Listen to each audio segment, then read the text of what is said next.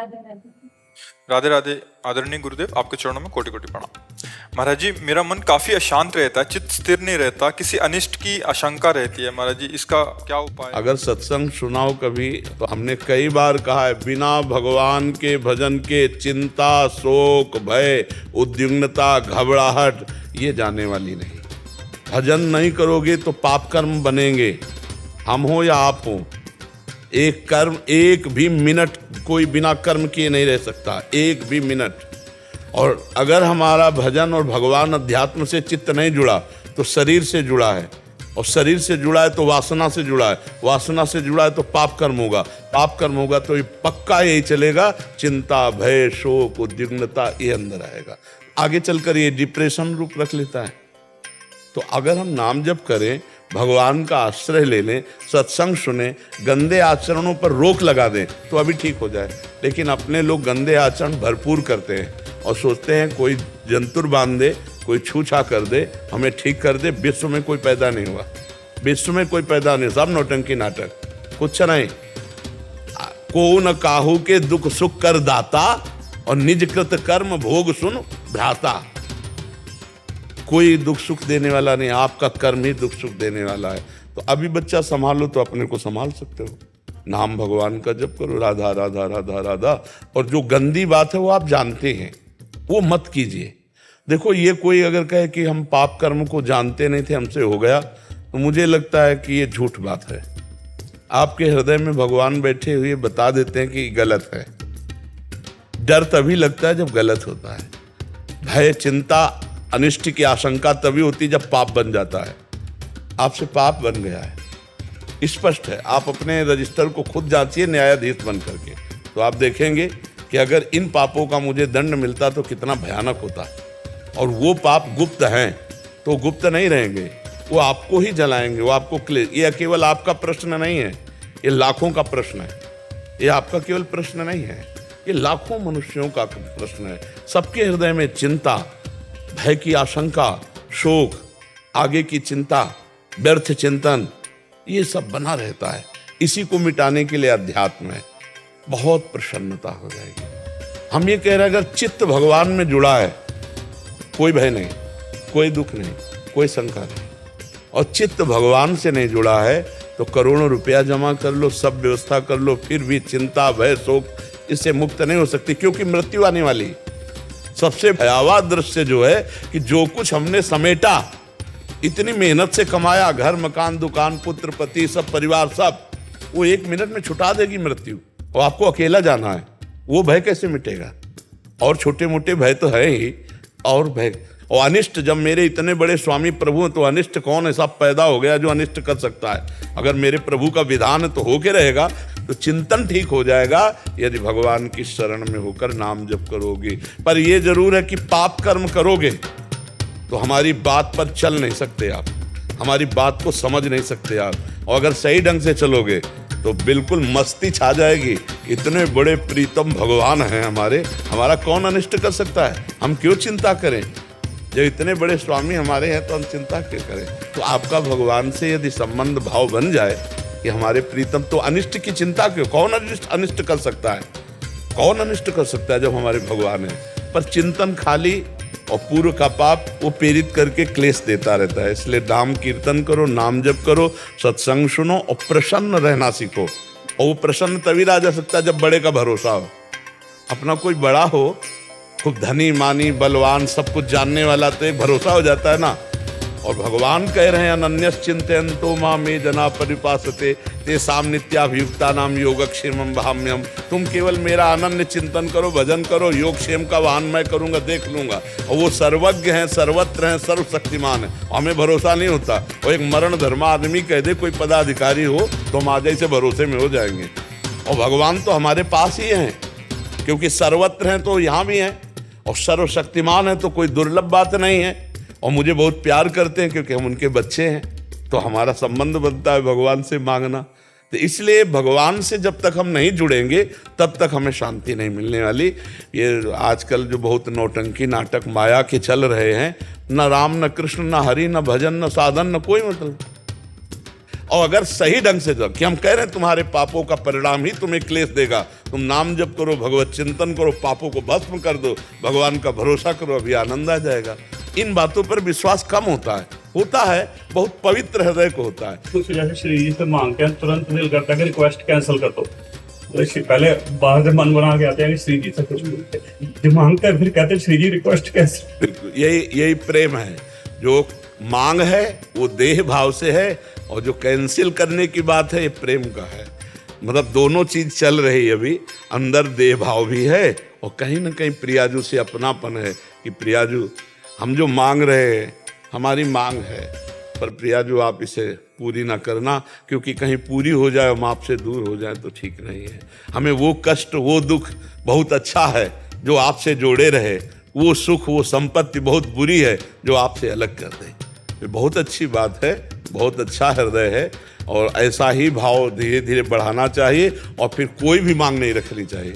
क्या मांग रखनी? जैसे अपनी माँ को पता है कि बालक को कब बाल भोग पवाना है, कब हमें राजभोग पवाना है, कब शयन करवाना है, ऐसे मेरी श्री जी को पता है कि मुझे कब क्या देना। सब व्यवस्थाएं भगवान कर रहे हैं, तो हमें मांगने की जरूरत। हमें एक बार भी श्री जी से नहीं कहा तुम्हारी गरज हो तो करो, हम क्या, हम तो तुम्हारे लिए है। अगर भाई हमें तड़पाओगी तो राधा राधा बोलेंगे, और दवाई दोगी तो राधा राधा बोलेंगे। अब तो राधा के सिवा हमारा जीवन कुछ है नहीं। अब तुम देखो कैसे महलों में रखो, चाहे झोपड़ी में वास दो, भूखे रखो, चाहे जैसे आप छके रखो, आपका विषय है। तो हमें लगता है कि वास्तविक बात तो ये है कि मांगने की जरूरत है नहीं, और अगर मांगना ही हमें तो फिर प्रभु से ही मांगे, दूसरे से न मांगे। बने तो रघुबर ते भले, बिगड़े तो भरपूर, तुलसी औरन ते भले, ताबली बे पे धूर। बहुत बढ़िया श्री जी व्यवस्था करती है, उनकी व्यवस्था लोक परलोक सब संभाल देती है, सब संभाल देते हैं। रश्मि दुबे जी दिल्ली से। राधे राधे। राधे राधे महाराष्ट्री, आपके चरणों में कोटि कोटि प्रणाम। महाराष्ट्री, जब एक बार हमने स्वयं को प्रभु को समर्पित कर दिया तो फिर क्या हमें बार बार अपने सभी कर्मों को भी प्रभु को समर्पित करना होगा? क्योंकि दिन भर अभी समर्पित जब हो जाओगी तो प्रश्न ही नहीं रहेगा। जब तक वास्तविक समर्पण नहीं होता तब तक एक बार समर्पण का लाखों बार समर्पित करना है। अभी समर्पण हुआ कहाँ से है? क्या समर्पण किया है? केवल वाणी से आप बोल रहे हैं, क्या समर्पण है? और जब सब कुछ समर्पित हो जाता है तो फिर वहाँ कुछ सवाल ही नहीं उठता है, वहाँ प्रश्न ही नहीं उठता है। न सोचती न कांक्षती। जो समर्पित हो गया वहाँ न कोई सोच रह जाती, न कोई चाह रह जाती। आपकी अभी चाह भी है, सोच भी है, अभी समर्पित नहीं है आप। इसलिए बार बार हर कर्म समर्पित करते रहो, अपने आप को समर्पित करते रहो, अपनी वाणी को समर्पित करते रहो, अपने हृदय को, अपनी क्रियाओं को, सबको समर्पित करते रहो। जब एक दिन समर्पण हो जाएगा तो सकल कामनाहीन जे राम भगति रसलीन। अब कुछ अपना बचा ही नहीं तो समर्पण क्या करें? समझ रहे ना? ये अभी स्थिति नहीं है आपकी, इसलिए हम आपको बता रहे हैं कि आप अपने कर्मों को समर्पित कीजिए और बार बार समर्पित कीजिए। भगवत समर्पण की वृत्ति जब स्वयं समर्पित हो जाता है तब जागृत होती है। अभी स्वयं में आप एक स्त्री हैं, स्वयं में आप अभी एक चाहत हैं, अभी कई आपके अंदर कामनाएं हैं, कई प्रश्न हैं, कई समस्याएं हैं, तो समर्पण किसको किया है? आप हमारी बात समझ रहे हैं? तन आपका है, मन आपका है, चेष्टाएं आपकी, तो समर्पण क्या है? केवल दिमाग और वाणी से हम कह रहे हैं कि हम भगवान को समर्पित हैं, तो क्या बार बार समर्पित करें? यही बता रहा है कि समर्पित नहीं है। नहीं, समर्पित हुई गोपिकाएं, समर्पित हुए प्रेमी जन बार बार अपने को समर्पित करते रहते हैं। जब तक अहम शेष रहता है तब तक समर्पण की प्रक्रिया चलती रहती है, और जब विस्मरण ही हो गया अहम का ही, एक रहे हो नंदलाल अपनी ही शुद्धि ना रही, एक रहे हो नंदलाल फिर क्या समर्पण रहे? ये समर्पण की पूर्णता हो जाती है। तो जब तक ऐसी पूर्णता नहीं है तब तक हमको शास्त्राज्ञा संताज्ञा मानकर बार बार हर क्रिया, हर चेष्टा, हर भाव प्रभु को समर्पित करते रहना। इससे हमारे हृदय में अहम का नाश होकर भगवान की विशुद्ध भक्ति जागृत हो जाएगी। समझ पा रही आप? महाराज जी, अगर दिन में कोई ऐसी क्रिया हो जाए जैसे किसी की निंदा हो जाए तो भगवान से क्षमा याचना मांगनी चाहिए, हृदय में ताप पैदा होना चाहिए, आगे से ना करने का नियम लेना चाहिए। वो समर्पित नहीं की जाती, उसे पश्चाताप करके भस्म किया जाता है। प्रभु मेरे से गलती हो गई, अंदर से दाह होना चाहिए, ऐसा कैसे हो गया? किसी की निंदा मैंने क्यों कर दी? कोई मैं बहुत अच्छी हूँ क्या जो दूसरे की निंदा करती हूँ? हमारे अंदर खुद इतने दोष हैं। पहला दोष परदोष दर्शन, अगर परदोष दर्शन न होता तो मैं निंदा कैसे करती। हे भगवान, मुझे सद्गुण सद्बुद्धि प्रदान करो जिससे मैं आपकी योग्य बन सकूं, मैं किसी की निंदा न कर पाऊं, हर जगह आपको देख पाऊं। समझ पा रहे ना? हाँ, तो हम अंदर से जलें, अंदर से ताप पैदा करें, उसे प्रायश्चित कहते हैं। ये प्रायश्चित करेंगे तो हम उसको समर्पित नहीं करना, नहीं, भगवान को समर्पित किया हुआ कर्म अनंत गुना बढ़कर फल देता है। तो इसलिए हमें भगवान को हम अपवित्र वस्तु, अपवित्र क्रियाएं थोड़ी भोग लगाते हैं। ऐसे हम गंदे कार्य अगर हो जाए तो भगवान के सामने प्रायश्चित करें, क्षमा याचना करें, और जो अच्छे हो जाए भगवान को समर्पित करते चले। और कोई क्रिया हमें पता ही ना चले, कोई गलत हो गई दिन में हम, तो वो भगवान को समर्पित कर दो, वो सब ठीक हो जाएगा। जैसे खाना बनाया तो प्रभु को बोले कि हमने जो समय दिया भोजन बनाने में आपको समर्पित। नहीं, वो तो थाल में लेकर उनको भोग लगाओ जाके।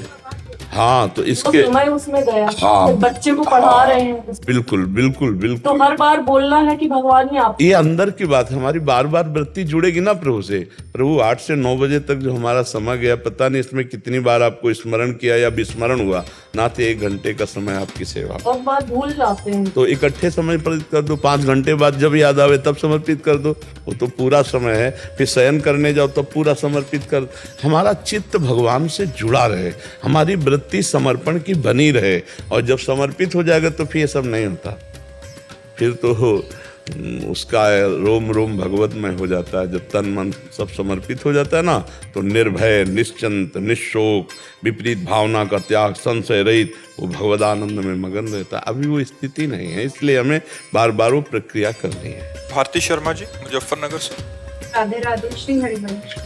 राधे राधे महाराज जी। महाराज जी, मैंने सुना है कि जिस पर भगवान की कृपा होती है वही भगवान में मन ध्यान लगा नहीं, पाता है। सब पर भगवान की कृपा होती है। कोई ऐसा नहीं है जगत में जिस पर भगवान की कृपा न हो। भगवान ने कहा है सब मम प्रिय सब मम उपजाए। भगवान ने कहा सब पर मोर बराबर दाया। अब भजन न करो, गंदी बातें बोलो, गंदी चिंतन करो, गंदा दृश्य देखो, गंदी क्रियाएं करो, बोलो हम पे भगवान की कृपा नहीं, तो मानो दुर्गति को भोगो जाके। तुम्हें वाणी का पावर दिया, अब इससे गाली भी दे सकती हो, इससे राधा राधा भी बोल सकती हो, इससे मीठा भी बोल सकती हो, इससे कड़वा भी बोल सकती हो। तुम्हें हाथ दिए, इससे अच्छा भी कर सकती हो, बुरा भी कर सकती हो। तुम्हें नेत्र दिए, अच्छा भी देख सकते हो, बुरा भी देख सकते हो। तो बुरा देखो और कह दो अच्छा देखने वालों के ऊपर भगवान की कृपा है जो अच्छा देखते हैं, लेकिन हमारे ऊपर कृपा नहीं इसलिए हम बुरा देखते हैं। ये तो मूर्खता हुई, हमें तो लगता है बच्चा। आपको वाणी दी, आप राधा राधा बोल सकती हो, आप अच्छा बोल सकती हो, तो आप बुरा क्यों बोलो? अगर बुरा बोलती है तो आपकी मूर्खता है ना। आप बुरा कार्य करती हैं जानते हुए भी, तो आपकी मूर्खता है ना। भगवान ने दिया, आप अच्छे कार्य करो, तो आपको महसूस होगा हमारे ऊपर भगवान की कृपा है। सब पर भगवान की दया, सब पर मोर बराबर दया। पिता का प्रेम सबके प्रति होता है। अब एक शराब में पैसा खो दे तो वो कहते हमारे ऊपर पिता की कृपा। पिता ने तो सबको पावर दिया, लेकिन उसका प्रयोग कहाँ तुम करते हो? भगवान की तो सबके ऊपर कृपा है। जो ये मान करके अच्छे आचरण करता है, भजन करता है, वो अच्छा आदमी बन जाता है। उसको लगता है भगवान की कृपा है। अब जब बुरे आचरणों में जाओगे तो भगवान की कृपा का महसूस ही नहीं होगा आपको। पापवंत कर सहज स्वभाव, वो मानेगा ही नहीं कि हमारे ऊपर भगवान की कृपा है। काले कर्म में ईश्वर ही मिथ्या दोष लगाए। सब भजन कर सकते हैं, सब अच्छे आचरण वाले बन सकते हैं, पर आप बनिए तो। अब गलत दृश्य देखेंगे, गलत बातें बोलेंगे, गलत क्रियाएं करेंगी, हृदय में गंदी बात रहेगी, तो कैसे सत्य भावना आएगी? कैसे भगवान की कृपा की बात तुम सोच पाओगे? तो इसीलिए फिर कहते हैं भाई हमारे ऊपर भगवान की कृपा नहीं, हम भी भजन करते। तो कह रहे हैं काले ही कर्म में ईश्वर ही मिथ्या दोष लगाए। काल को, कर्म को, ईश्वर को मिथ्या दोष लगाकर लोग अपने को नरकगामी बना लेते हैं। भगवान नहीं चाहते कि आप नरक जाओ, भगवान नहीं चाहते आप गलत करो। आप खुद अपनी चाहत में फंसकर गलत कर देते हैं। समझ में आ रही है हमारी बात? हाँ, तो भगवान तो बड़े कृपालु हैं। जैसे माता पिता का हर पुत्र पर प्यार होता है, अब पुत्र ही आचरण गलत करे तो फिर बात अलग है। उनके प्यार में कोई कमी नहीं। देखो क्या भगवान के प्यार में कमी? हमें कितना सुंदर बनाया है, कितना सुंदर संसार दिया है। हम यहाँ अच्छे अच्छे कार्य करके आनंदित हो सकते हैं, और बुरे बुरे कार्य करके जेल जा सकते हैं, नरक जा सकते हैं, दुर्गति को प्राप्त हो सकते हैं। अब इसमें भगवान की क्या? बाजार है, क्या खरीदना चाहते हो आप खरीदो। बुरी चीज़ें खरीदना चाहते हो कि अच्छी चीज़ें खरीदना चाहते हो?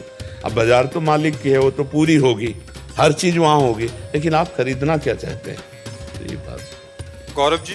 राधे राधे गुरु जी। महाराज जी, आपके चरणों में कोटि कोटि प्रणाम। महाराज जी, यदि हमें भगवान है, वह भगवान से हम, तो फिर हमें अपने ही कार्यों पर संदेह क्यों होता है? वो हम इस संदेह को दूर क्योंकि कैसे तुम ऐसा अनुभव नहीं कर पा रहे ना। दूध में घी है, पर एक प्रक्रिया है, उस प्रक्रिया से निकालोगे। क्यों? भला पूड़ी पका के दिखाओ सीधे दूध में, नहीं पकेगी।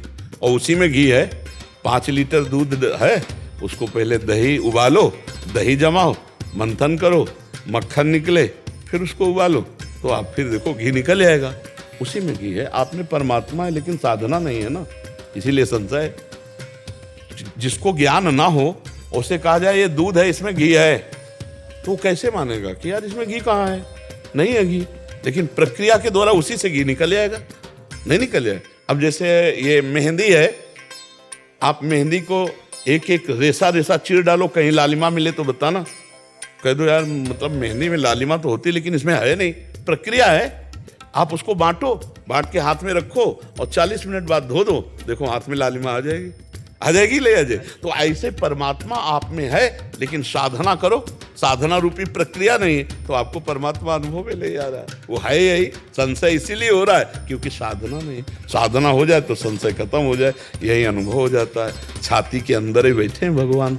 हाँ, अपने हृदय में सबसे पहले भगवत साक्षात्कार हृदय में होता है, पहले हृदय में होता है फिर बाहर होता है, ध्यान रखला। पहले हृदयस्थ भगवान फिर बाहर भगवान आते हैं।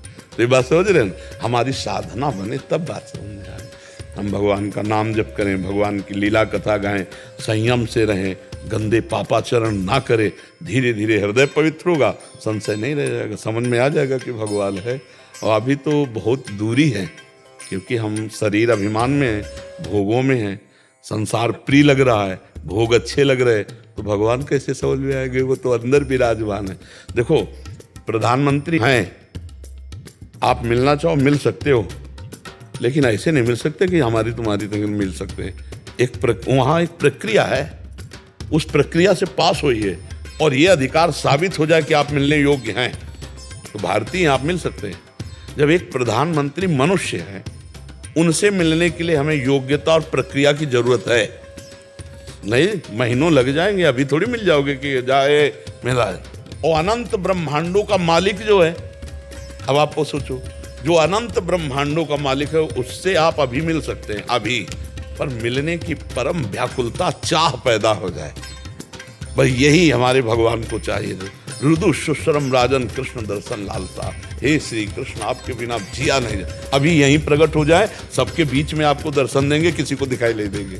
रुदु सुश्रम राजन कृष्ण दर्शन लालसा। तो हमारे अंदर भजन हो, साधन हो, भगवान की भक्ति हो, तब हमारे अंदर रोना आए भगवान के लिए, प्रबल रोना आ जाए तो अभी भगवान प्रकट हो जाए। भाई योग्यता तो आपको दिखानी पड़ेगी। वो दैवी शक्तियाँ, जब कोई भगवान से मिलने के लिए चलता है ना, तो उसकी परीक्षा होती है कि आप भगवान से मिलना चाहते हो कि नहीं, कैसे, लो रुपया, राजी हो जाओ। राजी हो गए तो लाखों उसी में राजी हो गए, भूल गए कि भगवान से मिलने के लिए चले थे, उसे कंचन कहते हैं। फिर सुंदर सुंदर भोग भोगो, सुविधा है, सब फ्री, भोगने में लग गए तो भूल गए। अब जो दैवी शक्ति तुम्हें ले जाना चाहती थी वो काट दिया, नहीं ये भगवान से मिलने लायक नहीं। फिर तीसरी मान सम्मान बढ़ाई, अरे आप तो भगवान हो, आप तो सरकार हो, आप तो जय हो, अगर इसमें राजी तो काट दिया कनेक्शन, नहीं नहीं ये मिलने वाला। जब उतने पे भी रोना शुरू है, हे प्रभु हे करुणा निदान, तो साकरी गली है, भगवान से मिलने की साकरी गली है। प्रेम गली अति साकरी तामे दो ना सवाय, वह वहां से क्रॉस करवा दिया, आगे भगवान मिल गए, समझ गए? तो खूब नाम जप करो, भगवान का चिंतन करो। पहले ये इतनी योग्यता कि मुझे कुछ नहीं चाहिए,